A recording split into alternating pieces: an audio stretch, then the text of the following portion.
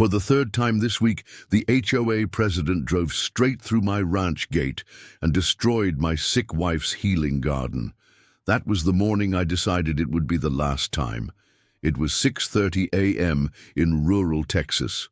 I stood at my kitchen window with a cup of coffee as her white Lexus ripped through my private gate like it was a public road. Tires crushed the blue bonnets my wife planted during chemotherapy. My cattle scattered. Her oxygen machine on the porch suddenly cut out. She never even slowed down.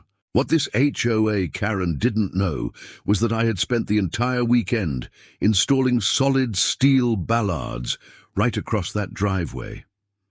And the very next time she tried to use my land as her shortcut, her Lexus never made it through my gate again. What would you do if someone kept driving through your dying wife's sanctuary? My name's Clayton Rivers. I'm 58 years old, retired after 28 years in the Marines, where I specialized in hydraulic systems on aircraft carriers.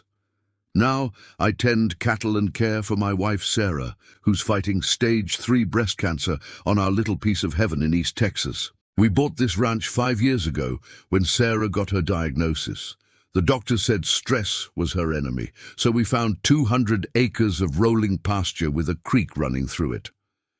Sarah fell in love with the idea of creating a butterfly sanctuary, native Texas wildflowers that would attract monarchs during their migration.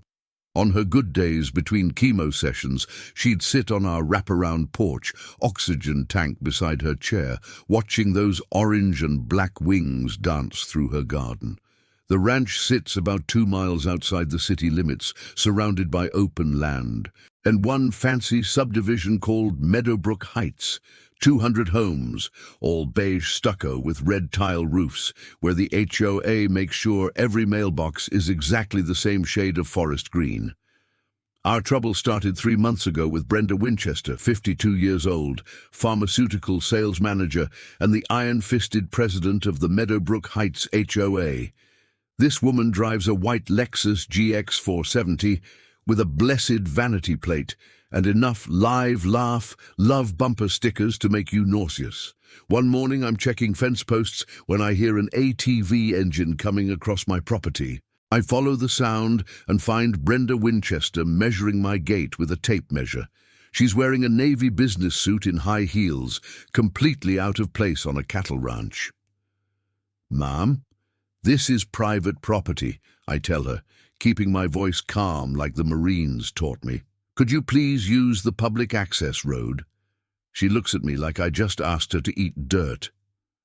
"I've been using this road since before you moved here. There's a historical right-of-way to our water pump station. Deal with it." I walked back to the house where Sarah was sitting on the porch, watching a monarch butterfly that had landed on her honeysuckle vine. "Who was that, honey?" she asked, her voice weak from yesterday's chemo session. "Nobody important," I said, but my hands were already shaking. Not from fear, from barely controlled rage. That night, I made myself a promise. Sarah's sanctuary was going to stay sacred no matter what it cost me. After that morning, the weight of what had happened settled on me like the thick Texas humidity before a storm. It wasn't just a gate being driven through or a garden being destroyed. It was a fundamental disrespect, someone treating my home, my life, and my wife's healing space as if it belonged to them. I had lived a lifetime where rules mattered, where honor and integrity defined every action. In the Marines, every decision had consequences, and every action left a trace. Yet here, in the calm of East Texas, a woman with a clipboard and a sense of entitlement believed she could rewrite reality with a signature and a smile. Brenda Winchester was the president of Meadowbrook Heights HOA, a subdivision that thrived on uniformity. Beige stucco houses, identical mailboxes, red tile roofs, all enforced to create a veneer of perfection. On paper, she had authority, backed by a board of neighbors who were content to follow her lead without question.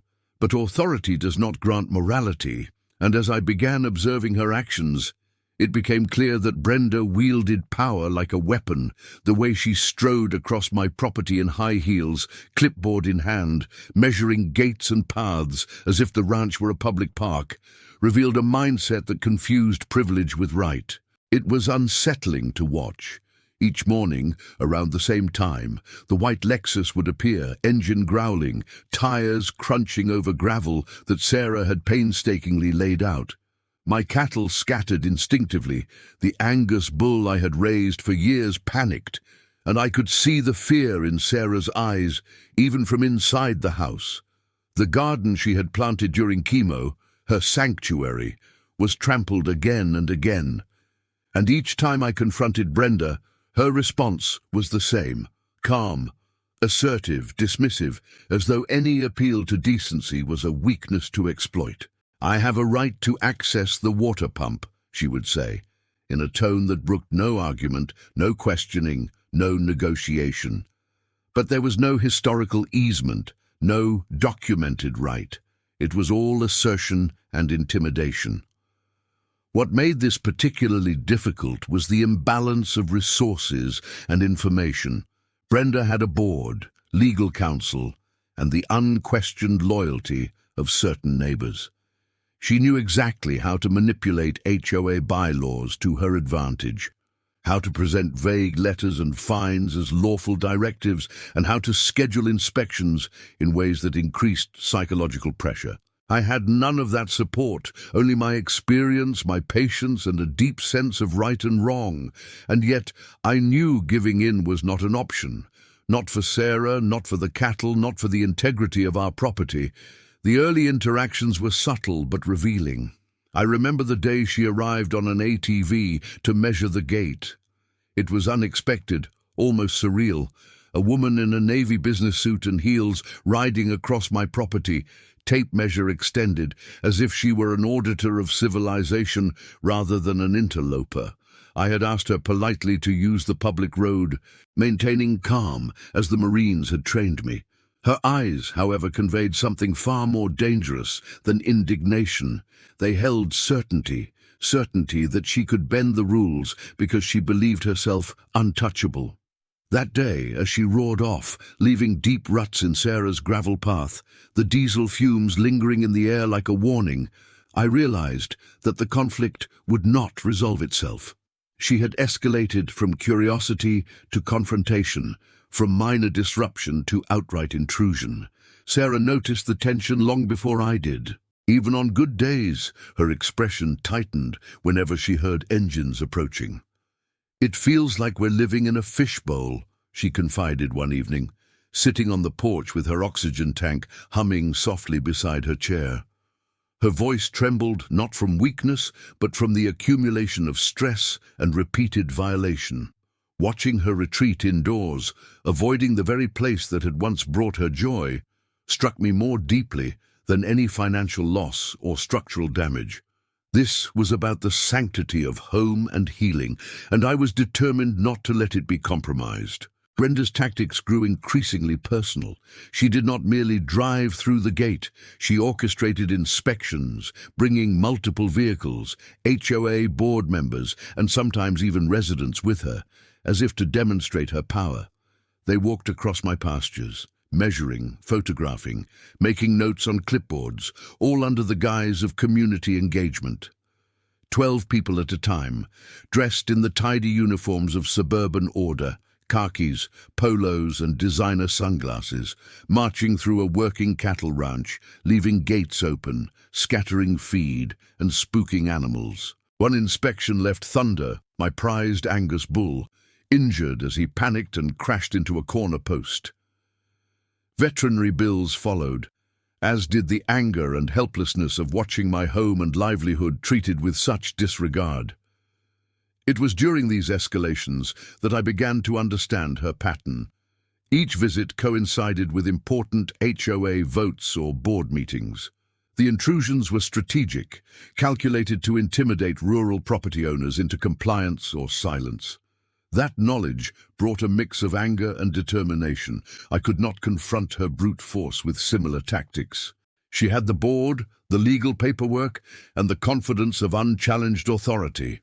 But I could gather facts, evidence, and documentation, tools that mattered far more in the long run than confrontation.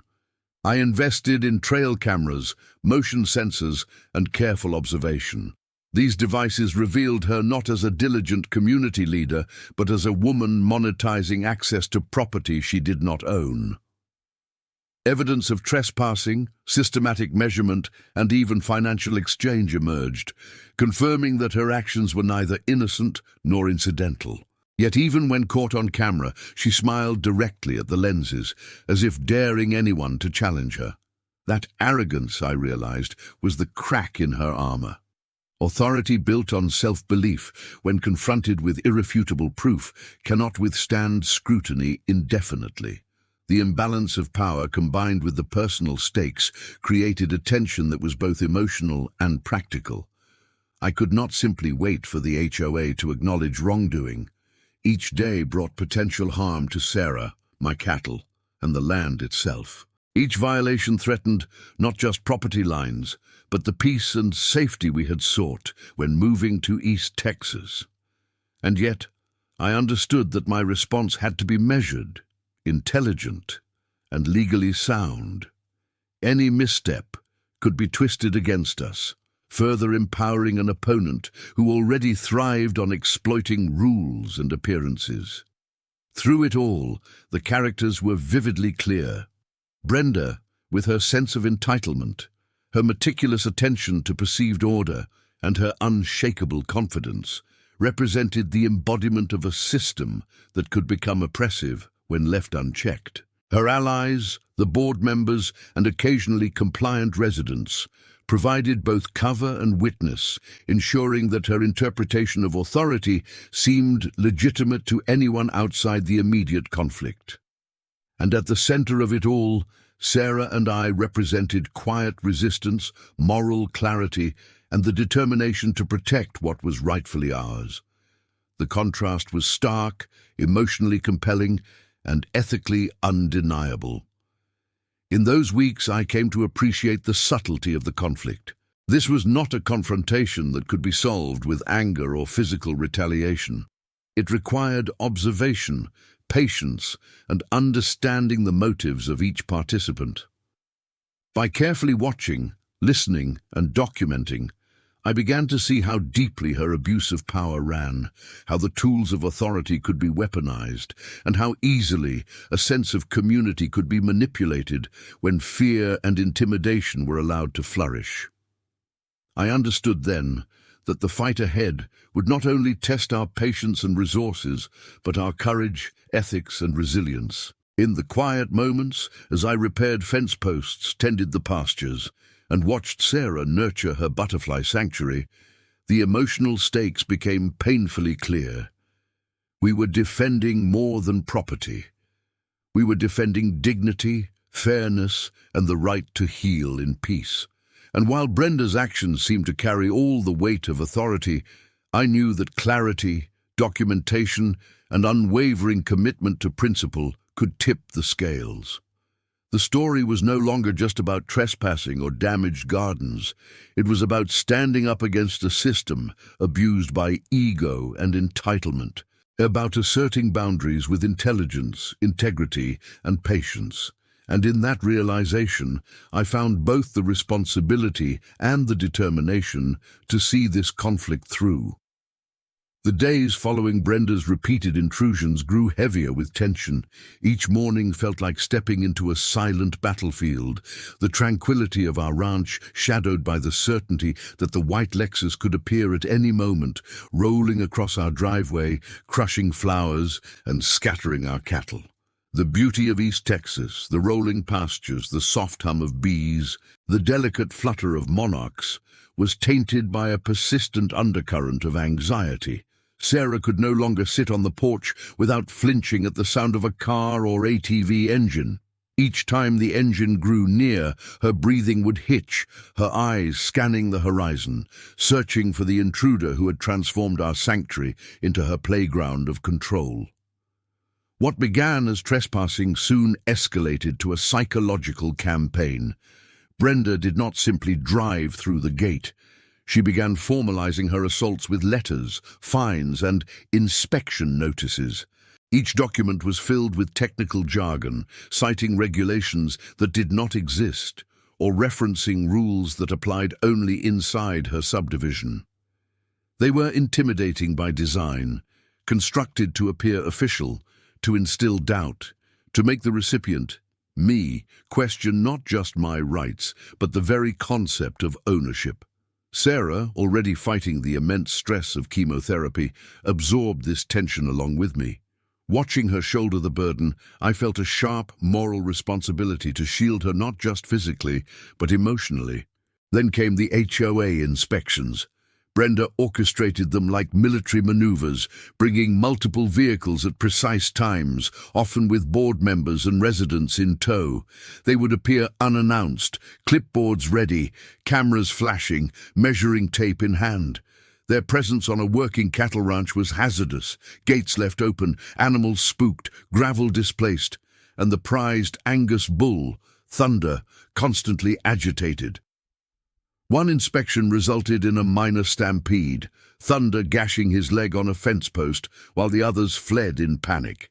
Veterinary care followed, 3 weeks of recovery, tens of hours of treatment, and bills that added up quickly. But the financial loss was secondary. The emotional strain on Sarah, seeing her refuge repeatedly violated, was the true cost.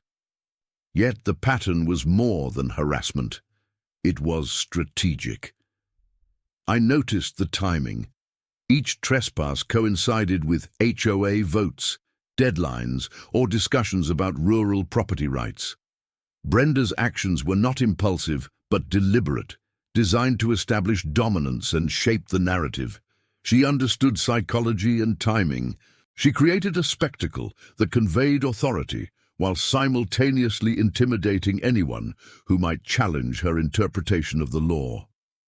Every intrusion, every inspection, every letter was a step in a larger campaign to consolidate control over the surrounding properties, including ours. The precision of it reminded me uncomfortably of military operations, each action calculated to produce maximum effect with minimal risk to herself. This is when I decided to gather evidence systematically. Military training taught me that intelligence wins conflicts. Observation, documentation, and pattern recognition are far more decisive than brute force. I installed trail cameras along the perimeter of the driveway, concealed among trees and fence posts, covering every angle of potential approach. The cameras revealed patterns I had not anticipated. Brenda's visits were predictable, but what shocked me was her additional activity. She was monetizing access to my property. Neighbors were paying for guided tours, claiming authentic ranch experiences, and she was leading them across private land that she had no right to enter. This revelation shifted my perspective entirely. Her trespassing was no longer merely assertive, it was opportunistic, deliberate, and fraudulent. She even flaunted her awareness of the surveillance. On one occasion, as she led a small group of residents across the pasture, she noticed the cameras and waved directly at the lens, a confident, almost taunting gesture. This audacity, rather than discouraging me, clarified the approach I would need: patience, precision, and legal backing. She was bold, yes, but her overconfidence was a vulnerability. It was proof that she believed herself untouchable, a belief I intended to challenge methodically. The tension escalated further when the county became involved. Brenda filed an official easement claim, requesting access to the property and proposing the installation of an HOA security booth at the gate. The notice arrived like a legal grenade in our mailbox. A hearing scheduled, our finances momentarily frozen, and neighbors questioning whether we were operating some unauthorized business. Stress mounted, and Sarah's health was visibly affected. Her treatment response fluctuated, her sleep was restless, and anxiety shadowed every day. At that moment, the stakes became clear. This was no longer a conflict about property alone. It had become a direct threat to Sarah's well-being. The twists did not end there. While reviewing public records, surveying old deeds, and comparing them with the claims presented by Brenda, I discovered discrepancies that were impossible to ignore. Original easement documents had expired decades earlier. Notices requiring renewal had gone unanswered. And most alarmingly, some documents Brenda presented were falsified. Dates mismatched, signatures of people long deceased, county stamps that did not exist at the time of signing. The scope of what she had been doing for 15 years became terrifyingly clear. This was a systematic operation of deceit and control hidden under the guise of civic authority. Then came an unexpected ally, David Winchester, Brenda's husband. He reached out with original documents, exposing the forged paperwork and admitting he could no longer participate in what Brenda had orchestrated. This revelation provided clarity and a path forward. The conflict had escalated from intimidation and harassment into criminal territory. Every action Brenda had taken could now be documented, verified, and presented to authorities. The stakes were higher than I had imagined, and the moral imperative was undeniable. This was not only about protecting our land and our lives, but about exposing a long-standing abuse of power that had affected multiple property owners over the years. With this understanding, I began to formulate a strategy. It needed to be legal, undeniable, and meticulous. The trap had to be set so that Brenda could not escape accountability, yet without risking harm to anyone, Sarah, neighbors, or the animals. Precision, patience, and planning became my guiding principles. I engaged experts to install legal, certified security measures, hydraulic steel bollards capable of preventing vehicle intrusion without causing unnecessary damage, sensors that recorded motion, and surveillance systems that captured audio and video in a court-admissible format. Every detail was designed to gather evidence while protecting life and property. By now, Brenda's own tactics were beginning to turn against her. Her overconfidence, her reliance on intimidation, her underestimation of those she sought to control, all of it became visible in patterns I had documented. Social media posts grew erratic. Neighbors began to question her motives, and every public display of authority was now potentially captured for review. Each twist, each escalation she initiated, strengthened the foundation of our case. The very mechanisms she used to assert dominance, timing, spectacle, and selective enforcement, were now being turned into a meticulous record of abuse. Emotionally, the strain was palpable. Sarah, while resilient, was deeply affected. Watching her suffer for reasons beyond her control created urgency. Each night, I reviewed the footage, cross-referenced HOA notices, and compiled evidence of every trespass, every threat, and every discrepancy. The stakes were immense: the health of my wife, the integrity of our property, and the truth of a 15-year-long pattern of abuse. The conflict had escalated from neighborhood dispute to life-defining challenge, and the twists continued to reveal the extent of Brenda's overreach. And yet, within this escalating storm, there was clarity. Every act of trespass, every forged document, and every manipulation of HOA rules had left traces. Every twist she created in her web of control became a thread that could be pulled. The problem was no longer insurmountable. It was a puzzle, a pattern waiting for resolution. Brenda's arrogance had provided us with insight. Her confidence had left her exposed, and her escalation had created the very evidence that would ultimately protect our home, our lives, and our community. The conflict at this stage was no longer abstract. Each action Brenda took could be predicted, countered, and documented. Each threat, whether financial, legal, or psychological, became an opportunity to reveal truth. Each morning I watched her white Lexus approach. I no longer felt dread. Instead, I felt a growing resolve. The escalation had peaked enough that the next move would define the outcome, and I was prepared. The breaking point did not announce itself with drama. There was no single shattering event, no loud confrontation. It arrived quietly, almost insidiously, in the rhythm of everyday life.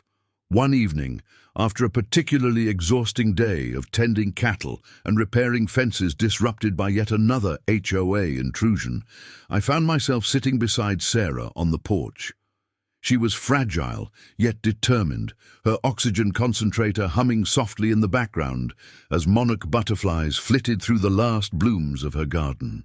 Her eyes, though weary from chemotherapy, still held a spark, a quiet resilience that had carried her through months of treatment. That spark, however, was dimming, shadowed by the constant stress of harassment. And in that moment, the weight of everything we had endured pressed down on me more than any physical labor or military deployment ever had. The previous weeks had been a relentless series of invasions, inspections, letters, and fines.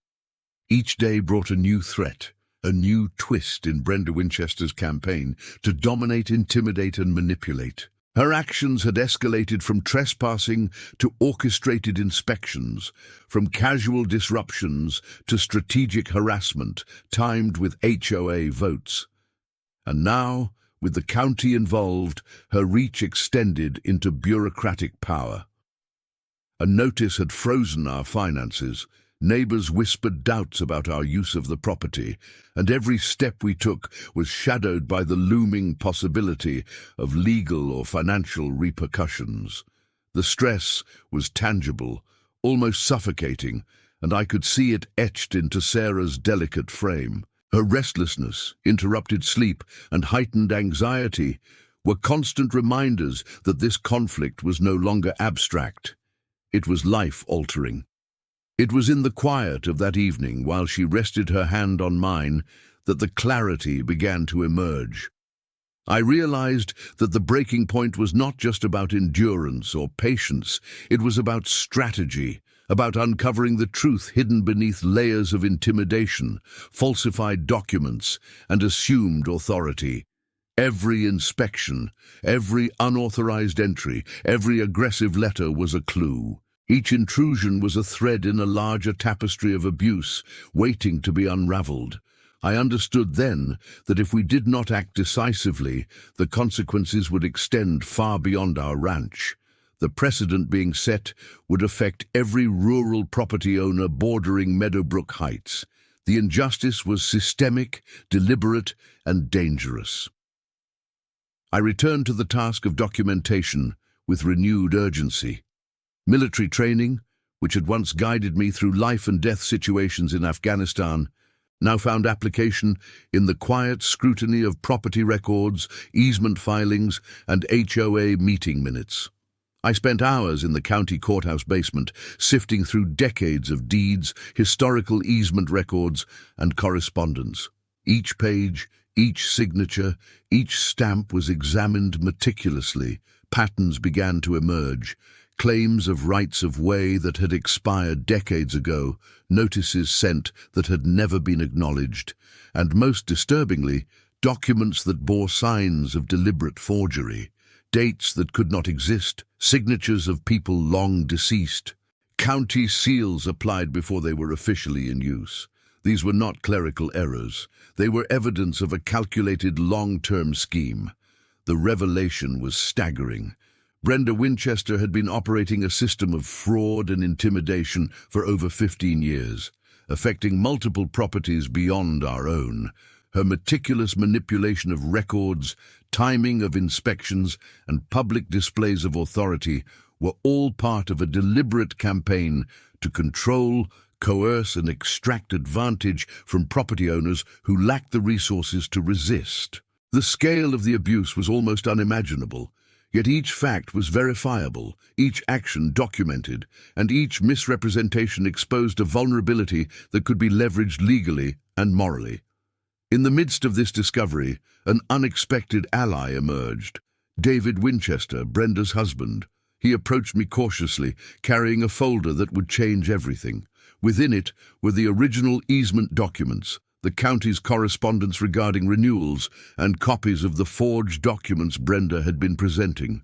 His hands trembled slightly as he spoke, a mixture of fear, guilt, and relief in his voice.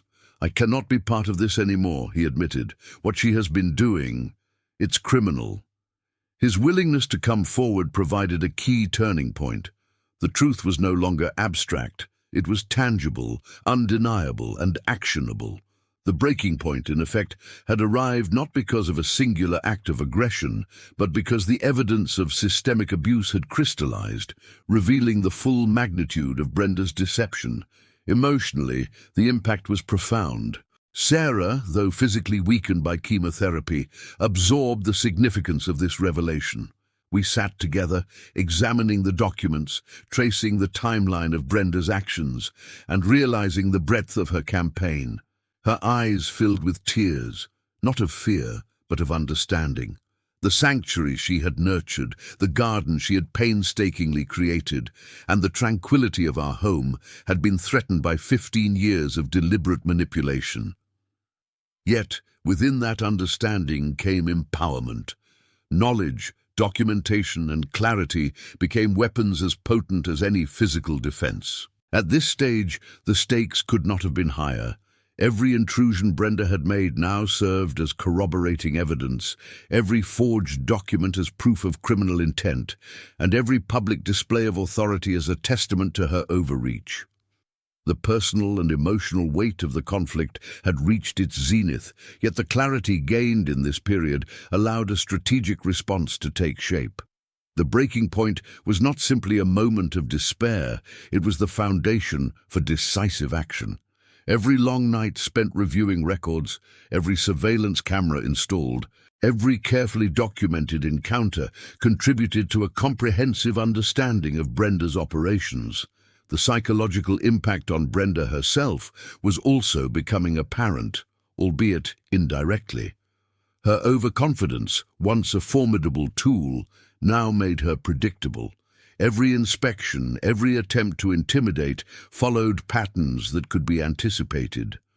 Her reliance on assumed authority had blinded her to the meticulous documentation being assembled against her.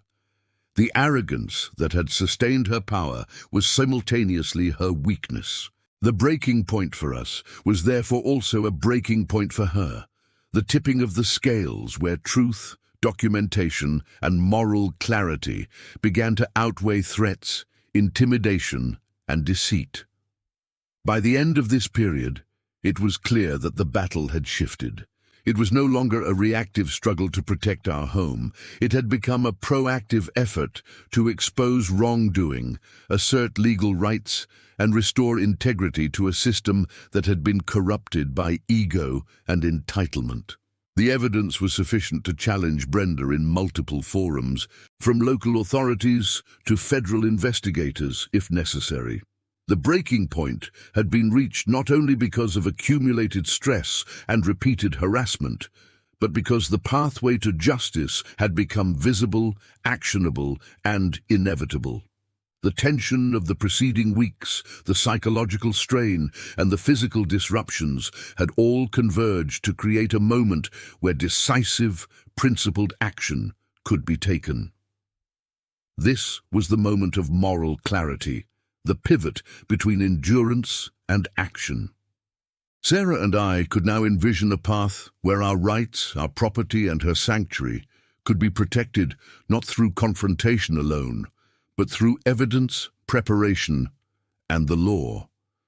The breaking point had stripped away illusions of helplessness and revealed the tangible levers of power. Each trespass, each forged document, each intimidation tactic had contributed to this clarity. And with that clarity came purpose, the resolve to ensure that justice would be served, that abuse of power would be exposed, and that our home and the peace it represented would be defended with unwavering commitment.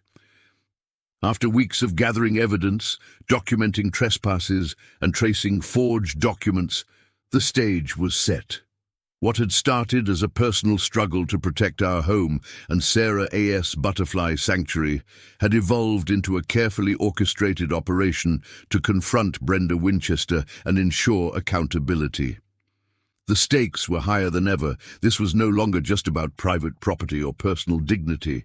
It was about exposing a systematic abuse of authority that had persisted for 15 years, affecting multiple rural property owners. The final plan relied on precision, legality, and timing. It needed to be flawless.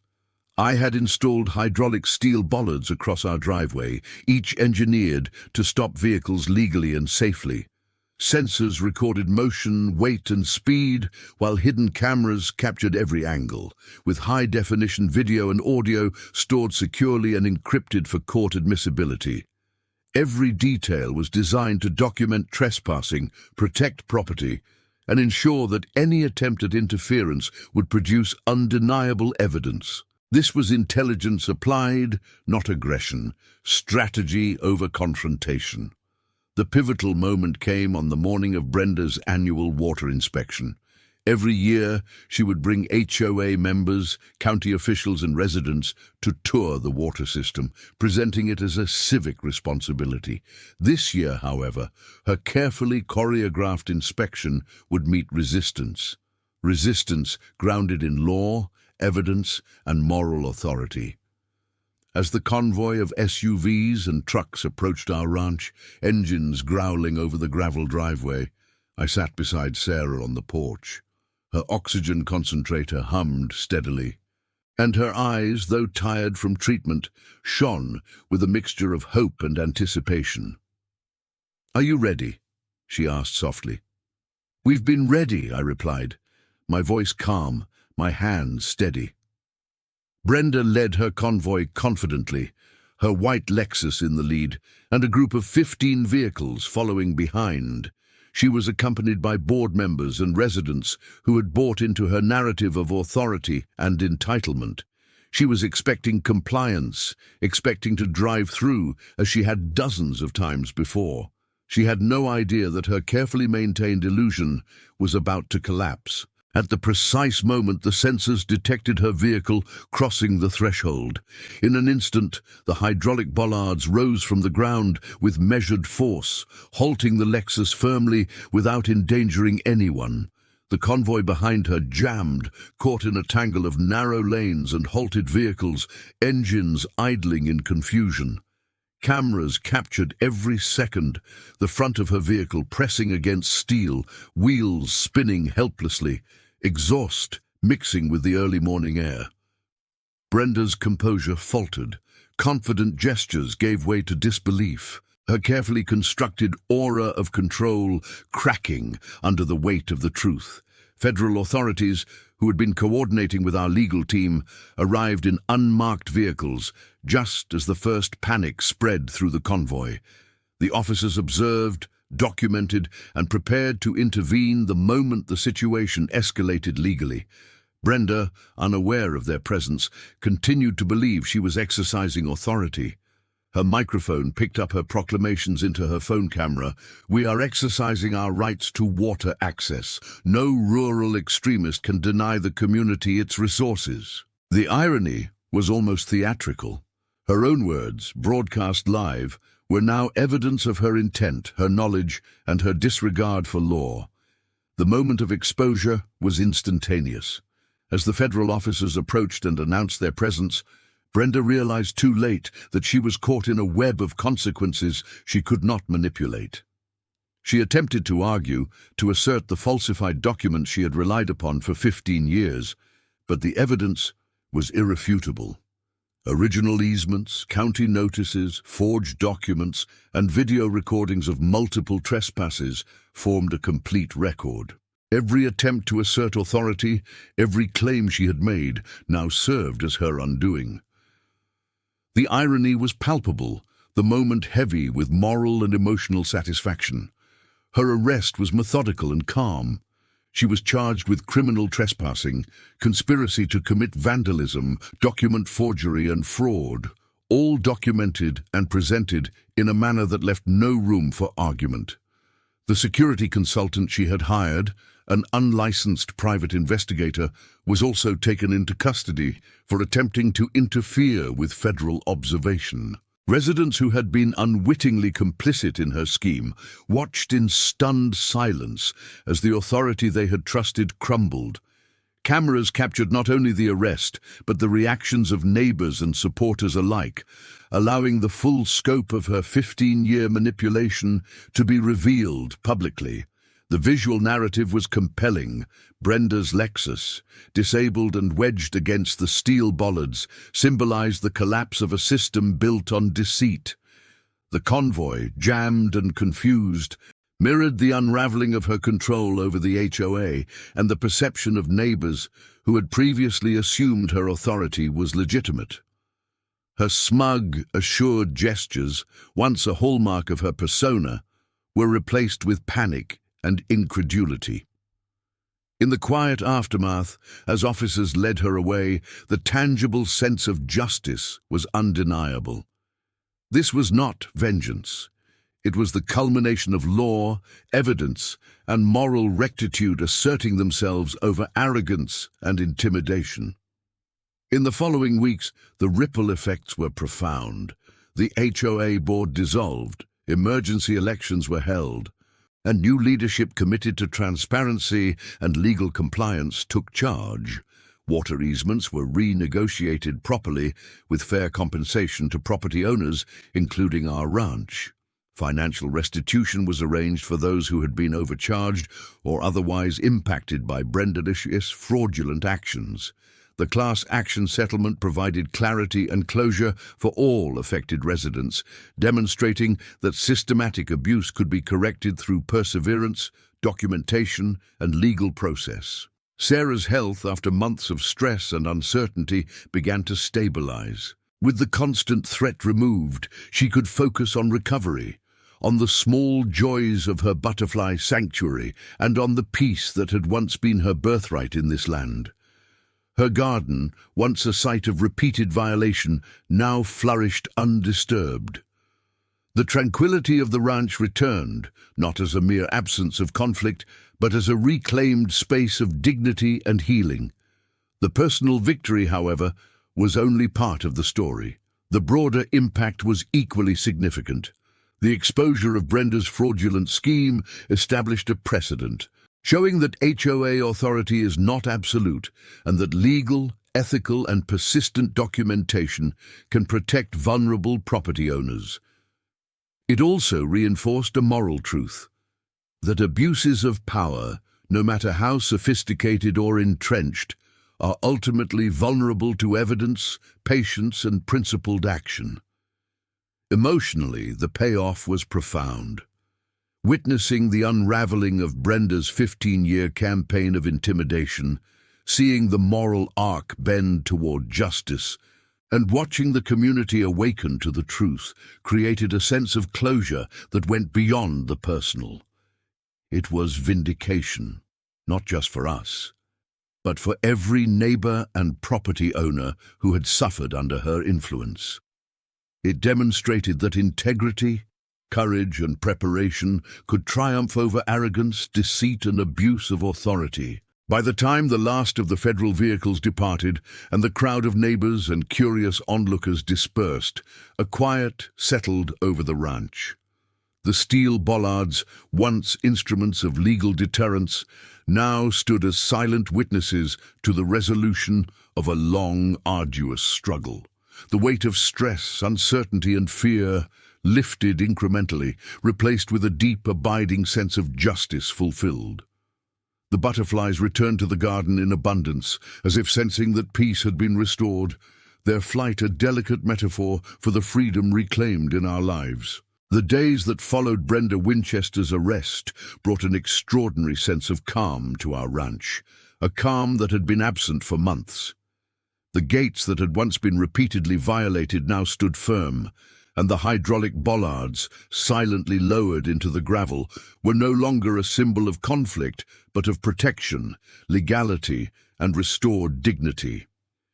Sarah could sit outside once again, the soft hum of her oxygen concentrator a gentle backdrop to the fluttering of monarch butterflies across the garden. It was in these quiet moments that the true impact of what had transpired became clear, not just on our lives, but on the lives of our neighbors and the broader community. The HOA, stripped of its former leadership, underwent a complete reorganization. New officers were elected who understood the responsibilities and limitations of authority, who recognized that power without accountability invites abuse. Transparent procedures replaced arbitrary fines and inspections. Water easements were renegotiated fairly, providing compensation to property owners who had been exploited for over a decade. The settlement funds were distributed equitably, covering the financial impact of the fraudulent schemes and restoring trust to the community. In these developments, there was not only legal closure, but a tangible restoration of moral balance, a demonstration that systems can be corrected when evidence, law, and ethical persistence intersect. Our personal life, once dominated by stress and fear, returned to a rhythm that allowed Sarah to heal both physically and emotionally. Her butterfly sanctuary expanded as she replanted flowers that had been damaged or lost during the repeated intrusions. Monarchs returned in greater numbers than ever before, a living testament to resilience and the restoration of order. The tranquility of the ranch, which we had chosen for its peace, was no longer just a backdrop. It had become a tangible force that reinforced well-being and stability. For Sarah, this restoration of safety directly influenced her health. Blood pressure normalized, sleep improved, and the emotional weight of constant fear was lifted. In the small, everyday acts of tending the garden, watching cattle, and sitting on the porch, she reclaimed the serenity that had once been hers before the escalation of harassment. The broader moral impact resonated beyond our property. Neighbors, many of whom had been unsure of the legitimacy of Brenda's actions, now had clarity. They witnessed firsthand how authority, when abused, can be held accountable through law, evidence, and principled action. Conversations that had once been muted by fear or uncertainty became open dialogues about rights, fairness, and community responsibility. Rural property owners, previously isolated and hesitant to challenge the HOA, felt empowered to assert their legal protections. The lesson was clear. Entitlement and intimidation cannot withstand documentation, persistence, and moral clarity. Authority without integrity is ultimately fragile. In addition to the legal and community resolutions, the emotional payoff was profound. Watching Brenda face the consequences of her actions provided a deeply satisfying sense of justice, but it was not revenge in the petty sense. The satisfaction lay in the acknowledgement that deception, intimidation, and abuse could not continue unchecked. Each act of trespass, each forged document, each attempt at intimidation had been documented and exposed. The arc of justice, long delayed, had been fulfilled not through anger or retaliation, but through preparation, intelligence, and ethical persistence. It was a victory rooted in principle, a confirmation that standing up for what is right can indeed produce lasting results. Our personal routine evolved as well. With the constant threat removed, daily tasks that had once carried anxiety now felt restorative. Feeding cattle, repairing fences, and maintaining pastures became acts of nurturing and continuity rather than defensive measures. Sarah, now able to fully enjoy the fruits of her labor in the butterfly sanctuary, shared in these moments with a sense of joy that had been rare during the months of conflict. Even the simplest acts, watching butterflies land on newly planted flowers, feeling the sun warm the porch, listening to the creek run through the property, carried with them a profound gratitude for safety, justice, and resilience. The Bollards system, which had once served as a carefully prepared defensive measure, became a symbol of preparedness and accountability, rather than aggression. Attorneys, property rights advocates, and neighbors came to study the installation, not for spectacle, but to understand how law, strategy, and principle could intersect to protect private property. The ranch, once a battleground, evolved into a teaching space and a symbol of civic responsibility and legal clarity. Demonstrations and discussions around property rights, proper easement management, and preventative legal measures created an enduring educational legacy, ensuring that other property owners could avoid similar conflicts and assert their rights responsibly. Socially, relations between suburban and rural neighbors improved markedly. Once mired in suspicion, misunderstanding, and the opaque authority of the HOA, the community now had clarity and mutual respect. Educational programs, led jointly by new HOA leadership and local ranchers, introduced suburban residents to agricultural life, conservation, and the challenges of rural property management. This fostered empathy, understanding, and a shared sense of community stewardship that replaced fear and resentment with collaboration and trust. Emotionally, the victory reinforced the importance of standing firm in the face of intimidation. The months of careful observation, documentation, and strategic preparation had not only protected property and health, but also reaffirmed the value of integrity and moral courage. Sarah and I often sat together in the evening, watching the sunset over the pastures, reflecting on the journey from harassment to resolution. Fighting for our home brought us closer than years of quiet peace ever could, she said softly one evening, her hand resting on mine. It was a statement that encapsulated the personal and emotional closure achieved, not through confrontation, but through resilience, planning, and principled action.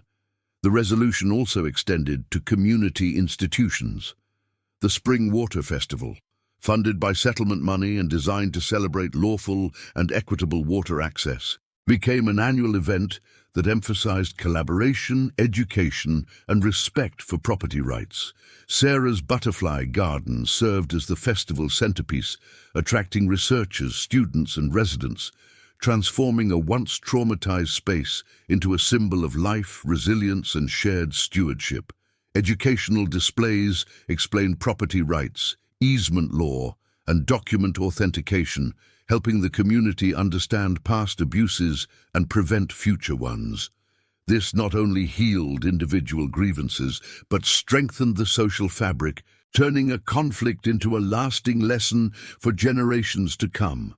Sarah's health continued to improve steadily, her treatments becoming more effective in the absence of stress and fear. The butterflies flourished, the cattle settled, and our property regained its rhythm. Most importantly, the sense of safety and integrity returned, not just as a physical condition, but as an emotional and psychological restoration. Every challenge, every threat, every moment of uncertainty had been met with patience, evidence, and moral clarity. The arc of conflict had bent toward justice, and we were able to live in the fullness of that restored peace. Even months later, the lessons endured. Other property owners contacted me seeking guidance, knowing that preparation, documentation, and principled action could preserve what was theirs. The Ranch Rights Legal Defense Fund, established from surplus settlement resources, provided legal aid for veterans and rural property owners facing harassment or predatory development pressures. The legacy of careful preparation, courage, and moral fortitude ensured that what had been learned in our struggle would continue to protect others, reinforcing the principle that justice is attainable when pursued diligently and ethically. In the final analysis, the resolution was comprehensive. Justice had been served, property rights were secured, health and well-being restored, and the moral and legal lessons were now part of a broader legacy. Standing up to abuse of power, asserting fairness, and protecting dignity had required patience, intelligence, and resilience. But the reward was not only the tangible outcomes of restitution, legal recognition, and restored property. It was also the enduring sense of rightness, the restoration of balance, and the knowledge that courage guided by principle can prevail over arrogance, deceit, and intimidation. The ranch, the butterfly garden, and our daily lives now existed in harmony once more. Peace was restored not by avoiding conflict, but by confronting it strategically and ethically. Justice was realized, and the moral arc had found its course. Standing on the porch, watching the monarchs dance in the sunlight, I knew that the fight had been worth every challenge, every hour of careful planning, and every moment of tension. The garden, the property, and our lives had been reclaimed, and in that reclamation lay the deepest form of closure. A life lived in integrity, justice served, and peace restored.